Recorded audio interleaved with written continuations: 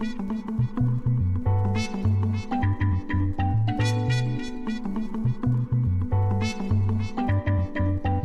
right, welcome, Gina. It's my pleasure to introduce you to today's guest, Gina Steiner.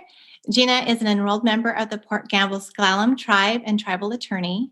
And I've known Gina for several years as one of our local government day speakers. She's always been one of our favorites. And now as a board member. Gina serves on our curriculum committee. And she's really led the charge for us to move to paperless and plastic water bottle free meetings. We really appreciate that. The environment appreciates that. And Gina is passionate about her family, tribal community, and environment. So when I think about authentic leadership, I really think of Gina. And that's why we've invited her to speak with you today. So welcome, Gina. Thanks, Katie. All right, so let's begin with what does authenticity mean to you when we talk about authenticity as one of our capacities? Well, when I think about authenticity, to me, it means knowing who you are and what your own values are, and constantly seeking to operate from that place. So, whatever you do, whether it's in your professional capacity or volunteer capacity or as a family member, to approach things or operate from your values and always bringing things back to who you are and why you do the things that you do. So I guess you need to be in touch with yourself and know what it is you want and why you're engaged in the things that you're engaged in. And I think that's why we see authenticity in you. And so, how is authenticity reflected in your own personal leadership style, or as well as your tribal experience? Well, I've talked about this before, and the one of the things I thought about in preparing for this discussion was what it meant for me to become a lawyer, and um,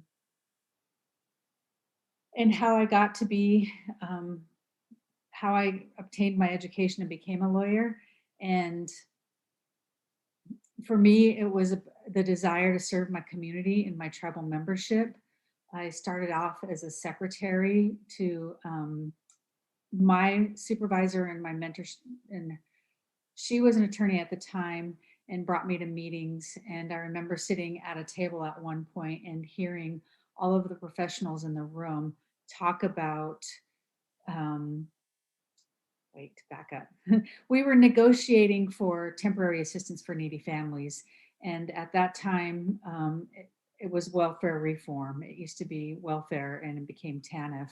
And the tribe was trying to assert its position in this federal system and wanting to provide those services directly and not have to have those services pass through the state, because our belief is that no one can care for Port Gamble-Sklallam people like Port Gamble-Sklallam people can. And so our desire was to not have to pass through federal funds to the state and take federal funds and directly provide those services to our tribal membership.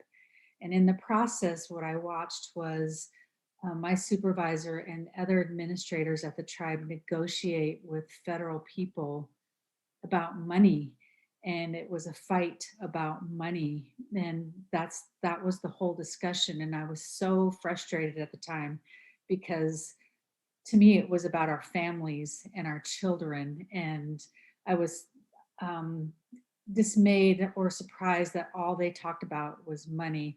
And I distinctly remember getting up from the table at some point and going into the bathroom and crying and having to pull myself together, because um, I wanted it to be about families, and I wanted the federal government and its representative to know these children and who they were trying to penny pinch.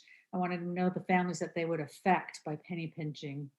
But I didn't have a voice because I was a secretary and I didn't have the credentials to share my opinion or stories, and no one would take me seriously. I was only there to make coffee and take notes.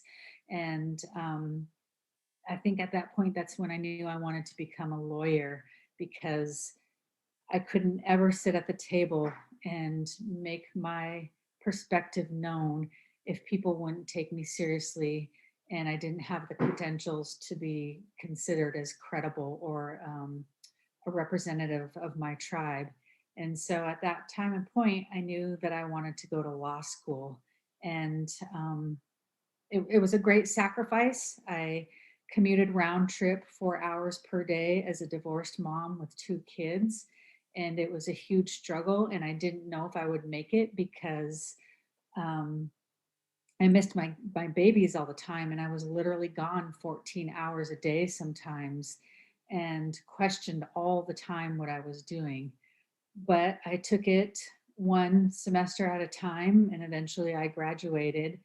Um, and in the process I would be doing my homework and I would observe my children watching me and I would use highlighters and they would want to use highlighters to do their homework, and so that inspired me that I was doing the right thing, although it felt like it was with great sacrifice often, and eventually remembered why I was doing this. It was for children like my own, that this was their tribe and their community, and I wanted to be a part of serving them in the best capacity possible. So going to law school and remembering that becoming a reputable person with an education was the best way to serve my tribe. And so I think that's a personal experience that reflects um, my authentic self of wanting to serve my community in the best way possible. So That is such a, I mean, I love that. I've heard you speak to that before. I think it's such a beautiful story. And I know now, now that you're a lawyer, and that it also translates to your position now translates to some way your passion for the environment. And how does is that reflected in how you behave or advocate for change when you take your passion for your family as well as your passion for your environment? Well, I mean, I guess in some ways I'm able to use my position as the tribe's managing attorney. And so when I present a proposal or I share an idea, because I am at the executive level in the tribe, that I have more of a voice and people hear me. So I use that platform to speak to tribal officials and representatives about my desire to eliminate behaviors that I've observed, not only my tribal membership, but a majority of the United States in general, of people have become a society of convenience, and we're often buying bottled water. We're ordering cheaply made products because they're less expensive, and we often dispose of them. And so, one of the things that I've sought to do is challenge not only my tribe, but also entities like Leadership Kitsap and other platforms or entities to discontinue taking the easy way out and stop purchasing single-use disposable water bottles, stop purchasing plastic clamshells for to-go containers, stop purchasing styrofoam.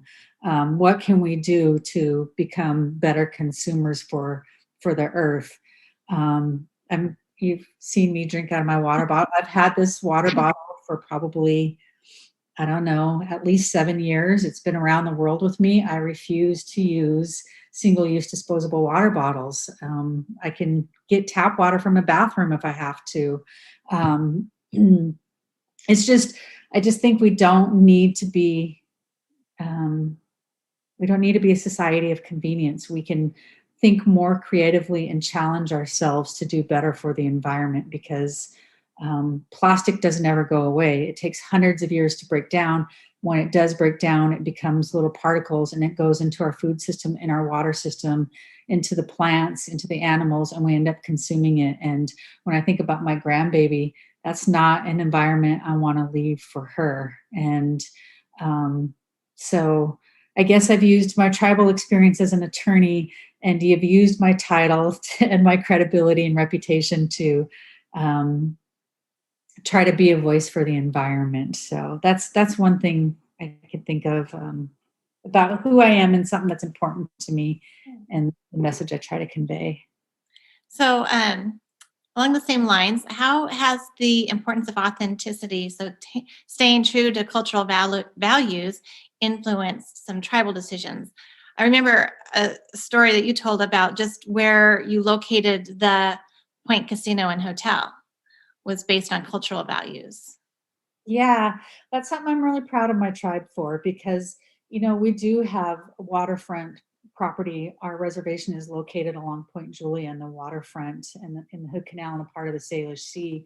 And waterfront's an attraction for people. You see beautiful sunsets and sunrises there, and just the smell of the salty air and the fresh air and the wildlife. And Port Gamble Squam, when we were considering building our hotel and our casino, one of our prior CEOs proposed building it down on the tribe's waterfront for the view. And I don't think he realized that's a total conflict of my tribe's values. And we opted to place the current casino and hotel actually as far away from the waterfront as possible to avoid damage, um, runoff development near the waterfront. Point Julia is one of the last places open to commercial shellfish harvest in Kitsap County. And people don't know this, but like in Washington State, there's a geoduck tract where the state actually employs geoduck harvesters, and it's a commercial shellfish industry that contributes to the state economy. It's not just the tribe's beach and shellfish for the tribe. So the state benefits economically and with natural resources there too. And if you have development on waterfront, you think of places like Port Ludlow, which used to be pristine waterfront, and now they have a marina and a golf course and a restaurant and a hotel. That area has been closed to shellfish harvesting because of the development and the pollution to the water and the natural resources. And once the Department of Health declares a location closed, it's highly, highly unlikely that that place will be open again for harvesting shellfish. So my tribe has made a conscious effort to protect the environment and remain true to it and do as much as we can to keep development away from the waterfront. And we allocate tremendous amount of resources to do everything we can to protect the environment and the natural resources around Point Julia Bay and our treaty rights area in general. So we also find ourselves negotiating with the military to mitigate their development or practice areas. So we mitigate, we litigate, we negotiate, we regulate, we manage everything we can in the spirit of protecting natural resources. And I definitely think that reflects one of our core values as a tribe. Oh, absolutely. And such a great example of living your authentic values and putting it to practice, not only in a personal way, but in a tribal and like a greater, showing us an example of greater way of using authenticity. So, do you have anything else you'd like to add?